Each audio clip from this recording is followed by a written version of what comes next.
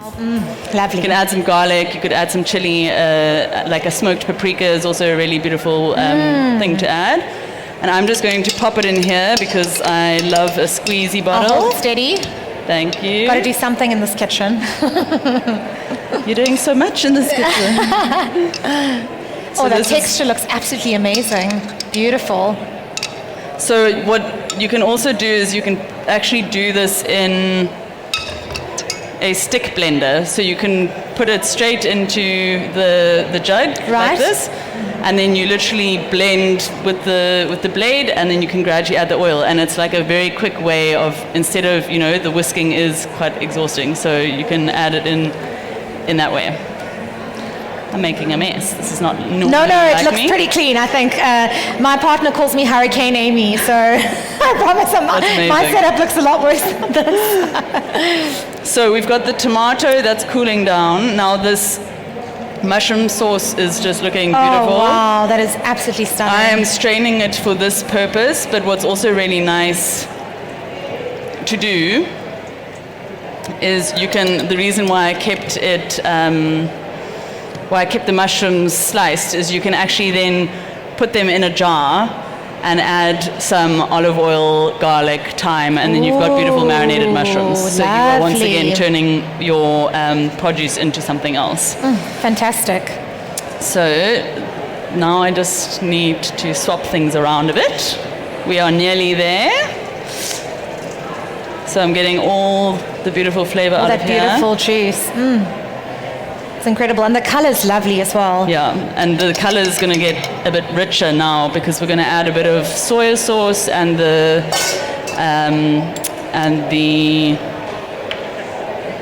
miso. Yes. Okay, so I'm just going to pop this over here for now. Okay. So I can get the sauce back in the pot, and I'm going to reduce it down. And do you add any kind of like flour or anything to thicken it, or is it just reducing it? So you're about to find out. Okay, so this little trick, I've got arrowroot. So arrowroot is a really nice alternative to a cornstarch. It's really amazing in vegan cooking. It's a nice binder. It can thicken soups, it can thicken sauces. So I've got about a teaspoon of arrowroot in here. And I'm just going to add a little bit of water. Okay. And the reason you do this is you don't want to add it straight to a sauce because then you're going to get lumps. So I've just diluted it a bit. And then we're going to pop the sauce back in the pan. I'm going to turn on the heat. And then we are going to add the arrowroot. And what is really nice about arrowroot is also it's not going to get that cloudy kind of look in the sauce. So it keeps it glossy-ish. Exactly. Lovely. I'm going to add a little touch of soy sauce. So the soy sauce could also be the tamari. So this is going to now give it a beautiful deep color. This mayonnaise, I'm just so obsessed. It's so beautiful. I think it looks better than normal mayonnaise. This is the thing. I mean, this color and the texture is so stunning. Yeah. Very beautiful. It's also something fun to do with the children. I find like the alchemy of food, when you get to see how something goes from one consistency to another, it's like it's alchemy. It's a beautiful experience, and I think for kids to learn how to do such simple things like this it's great. It's a very empowering thing for them. So we're going to let this cook for a little bit. I'm going to add a bit more of the arrowroot. And how long does this typically take to simmer down and thicken? It's pretty instant Okay. with the arrowroot. So you can already see it's starting to get a bit thicker. It's on a nice high heat. So I'm just going to let that do its thing. And then the final thing is I'm going to show you how to plate this. So we've got a few little things to go on top. A big thing with creating food that is super satisfying and it kind of stimulates all the senses and enriches, the experience is a beautiful, enriching experience, is texture is a huge thing. So a lot of my cooking is informed by Ayurvedic principles. I spent a lot of time in India learning from Ayurvedic doctors. I'm in no way trained in the healing modality, but essentially what the principles are is that if you can eat food that stimulates all the different tastes, so sweet, salty, sour, astringent and pungent, and then all the different textures, you're actually going to be so satisfied after that meal that you don't crave something else. So we tend to eat something super salty and crunchy, and then we want something sweet and creamy, or the opposite. It's so true. So by doing this, you're actually giving your body an entire experience with one meal. So I always look out for if there's a lot of softness, what can I add to add a bit of crunch? So there we go. The sauce has thickened. Oh, it looks beautiful. I'm going to take that off the heat, let that sit. And then the final thing, there's one more fun little trick, if I can find somewhere to put this, is to the oil that I was talking about for your marinated mushrooms. I'll show you a way to quickly make a bit of garlic oil and another way to make a garnish. Divine. So these are also fun little ways to just spruce up, if you had like a bowl of hummus, what could you add to it to add a bit of crunch and make it look beautiful? Absolutely. And as we're also talking about the beautiful flavors and textures, we've got these stunning plates here by a local Cape Town designer Mervyn Gaze, and of course we're using incredible Le Creuset products here in the kitchen. I just love the pans. Yeah, they really are. They really are great. Such an honor to cook with these beautiful things. So as you can see, I'm also just using the same pan. I think we are an over-hygienic society, keep the flavors, keep everything that you can instead of washing things a million times during the process. Also, we have limited time, so. So here, I've added a bit of olive oil to the pan, and I've got some garlic chips. So this is just slicing the garlic into thin pieces, and as the oil starts to warm, I'm going to put the garlic in, and it's slowly going to cook them, and they're going to go a nice golden color. I had a bit of chili somewhere. You could also just throw a bit of chili in here. So this is just a way of flavoring an oil so that you can then add it to a salad dressing or something like that. And like you said, drizzle on a hummus or something like that. What I quite like to do sometimes is the white beans, to almost create a puree out of that, and then you drizzle something like this over. It's just beautiful. Exactly. It's always adding like the elements, you're building a dish together rather than having one component, and that... Like a layering process. Yeah. So while that cooks, should I get let me get that other bowl. And you can really smell that garlic and the beautiful chili. Okay, let's move all of this out the way.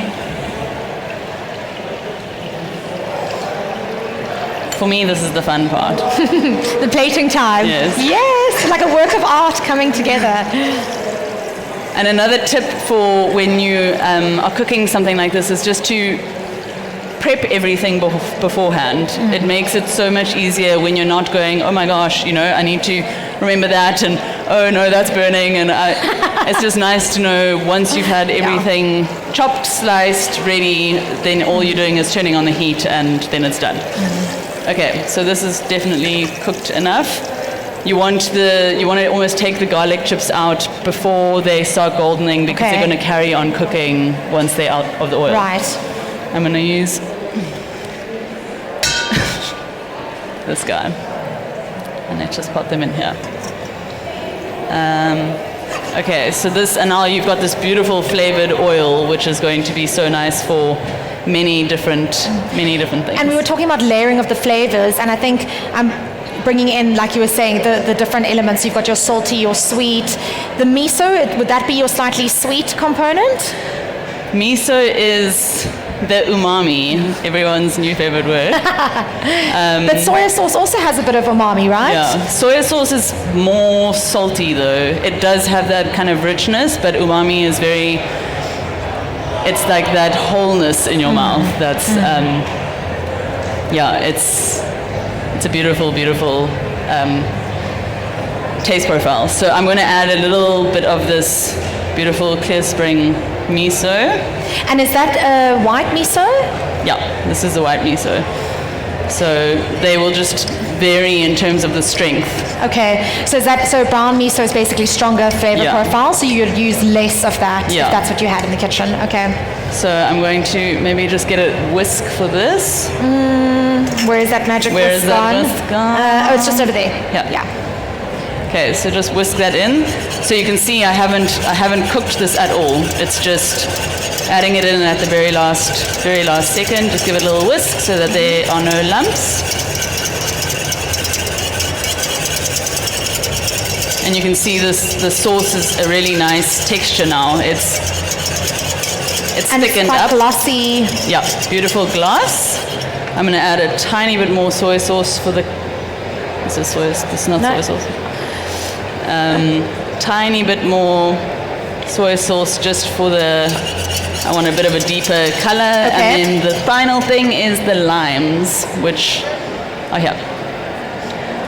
Lastly, just with all that richness, the saltiness and the umami, it's nice just to add a bit of freshness. And could you use lemon or is lime okay? Lime is definitely a nicer one with these more kind of South Asian flavors, but lemon will do as well. And it's nice to add it at the end because you're not then cooking it. You're not cooking that flavor into the sauce. You're adding. It almost like cuts the intensity of the sauce. Okay, so we have all the bits and pieces all the ready. bits and pieces. I've got a mold. You can also take an old can and just cut off the top. Okay. This makes life a bit easier with this dish. And then I'm going to use the spoon. So with plating, you want to try essentially make things compact and then build it up. Okay. So that gives a beautiful element of, there's just something different about when it's taller rather than it's all flat. And making sure that it's compact, then it really holds its shape. Exactly. So this is the tomato mixture. It's just a cold version because it's going to hold nicer for now. What we prepped earlier. This was prepped earlier. So, and what you could do if you had to have the tomato done is you could actually just put it over a bowl of ice and that would cool it down a lot quicker. So this is just for us to work with now. So now I'm going to really squish it down. And just a reminder of exactly what's in here. It's just the tomato and the onion. Spices? No spices. You can add whatever you like. You could add, like I said, a bit of paprika. You could add maybe a herb, a rosemary or a thyme or something like that. But I find because this dish is kind of highlighting almost like the simplicity of these ingredients. You don't need to add the extra. Yeah, you want something like the We've sauce. got the beautiful mushroom sauce Exactly. that's so rich already. If you're adding, that's also takes time and it takes ingredients to add that much depth of flavor to everything. So you'll see that when you put this together, everything comes together with the flavors. So this is the tomato, there's shallot and a bit of garlic. And now, there we go. That looks very pretty, very impressive. So that is our tartare. The base of the dish. Now I'm just going to decorate the top. So I'm going to put a few little dollops of the mayonnaise, and this is going to just give it a bit of creaminess when you eat it. Then we've got some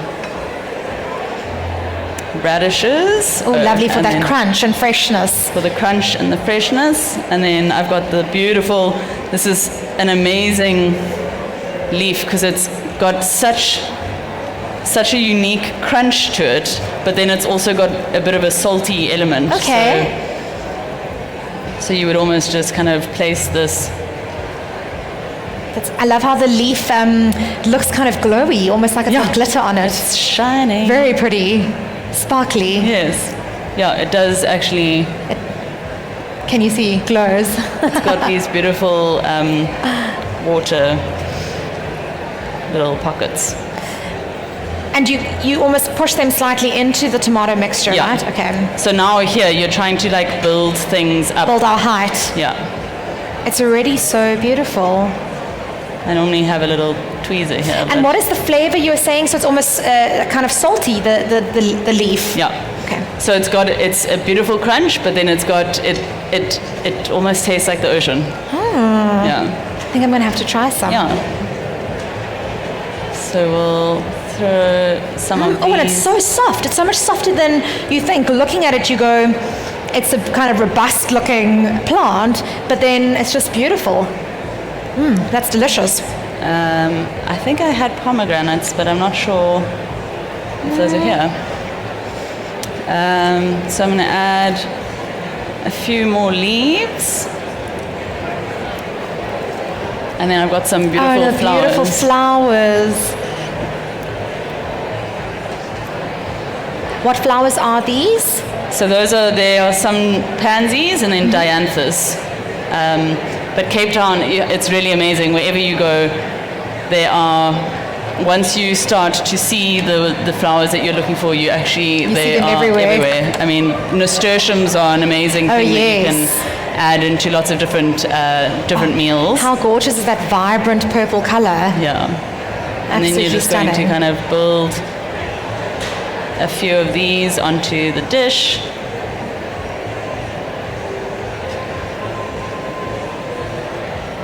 And the flavor of these flowers, quite a neutral. It's a bit of a floral element. It is very neutral. Okay, let's do one more for fun.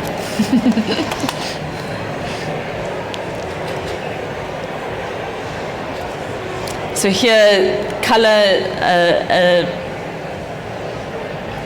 very important thing in my food. I mean, I can't say I do tend to color coordinate my dishes. But color is really a huge aspect of how we start to eat with our eyes. And then here we've got the little garlic beautiful chips. Oil. Oh wow! So this is going to add another beautiful crunch. Amazing. And I see they haven't actually gone that golden, so you almost. Because they continue cooking in the oil once you switch it off, right? So it's just to make sure that you actually switch it off in time, allow them a bit Exactly. of... I would normally strain it out just so that they don't overcook. But I used my sieve for something else. And you could even put we could put a few little bits of chili on here. So you really are, you building this flavor so that as soon as you take a bite, you're going to get the combination of all of these different things. It's incredible. You could even put like a little drizzle of the oil. You might as well use it. Beautiful. And then we can add a little bit more of the mayonnaise. Of the mayo. A beautiful yellow color. And then we've got the sauce. Yum! This looks incredible, guys. Wow. Stunning, stunning dish. Oh, look at that thickness. The texture is absolutely perfect. And then this is it's going to be the thing that when you have, I'm going to serve it with a slice of bread, a bit of toast. You can combine all of it, and it's good flavors. It's a lovely thing when a dish feels more interactive. I find sometimes if you have a dish that you eat one bite and you kind of go, this is, going to be the same for the rest of, if it's like a creamy pasta or something. So this is like, you can almost like pull things together and create the dish that you like. And that way the whole thing's exciting. And then these are some nice thin slices of ciabatta, and I brushed them with oil. You could brush them with your garlic oil and give them a little fry. And you just toast them in a pan, right? Toast them in a pan. And that's that. Beautiful. That looks incredible. Wow. So this is definitely not a like Wednesday night dinner. Unless you're really trying to impress unless somebody. you're like really trying to impress someone. But this is something that, you know, it shows different techniques that can be used in a few different ways. And if you feel like being elegant, you can throw it together for a dinner party. So thank you so much. My name is Arabella, and you can find me at Eat to Thrive. I am in and around Cape Town doing various things, and it's been wonderful being here with you today. Thank you so much. And we've got a little goodie bag to give you to say thank you from all of us here at the Plant Powered Show for joining us today. So thank you so much. Thank you everyone for joining, and for those of you at home who've dialed in as well, thank you so much. We will have another show in about 10 minutes. Oh, wow. So if you want to stick around for that, we will be having shows throughout the afternoon on the hour. So thank you so much everyone.